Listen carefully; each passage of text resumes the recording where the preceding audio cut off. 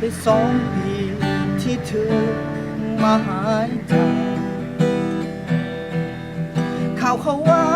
พ่อแม่เธอนั้นพาไปขายเจ็บและช้ำต้องจำทนเพราะความจนบังคับจิตใจจากเจียงไฮ้ไปขายตัวอยู่สุไหงโกล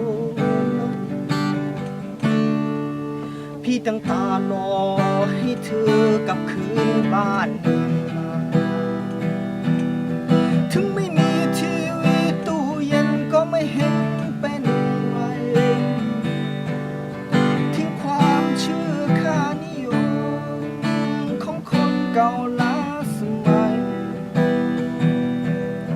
ช่วยกันทำนาปลูกข้าวยังพอได้ผ่านชีวิตมาชื่นชมโลกสวยได้เพียง15 ปีได้แค่นี้ชีวิตกลับมาพบกับความมืดมนผ่านมือชายเป็นร้อยเป็นพันต้องกั้นคืนและอดทนจะเก็บเงินส่งบ้านไทยถอนตัวเองถึงใครๆรังเกียจเหยียดหยามตัวเธอพี่ยังรักเสมอถึงเธอจะเป็นอย่างไรอยู่ทั้งนี้พี่ทำนาทำนาทำสวนทำไร่จะเก็บเงินไว้ไปไทยเธอคืนมาถึงใครๆรังเกียจเหยียดหยามตัวเธอ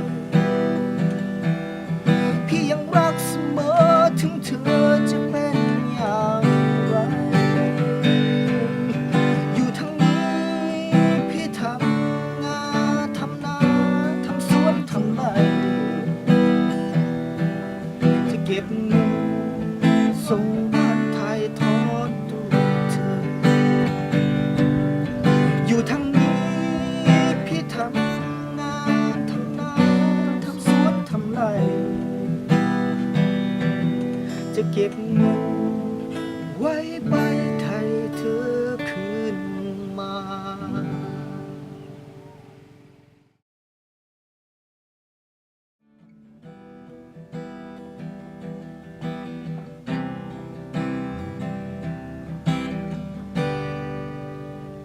กี่วันผ่านไป2 ปีแล้วกี่โมงกี่วันหนังนี้วะ คนละเพลงครับพี่น้อง กูไปลอยแล้วเอาอีกรอบอีกรอบร้อนอีกรอบ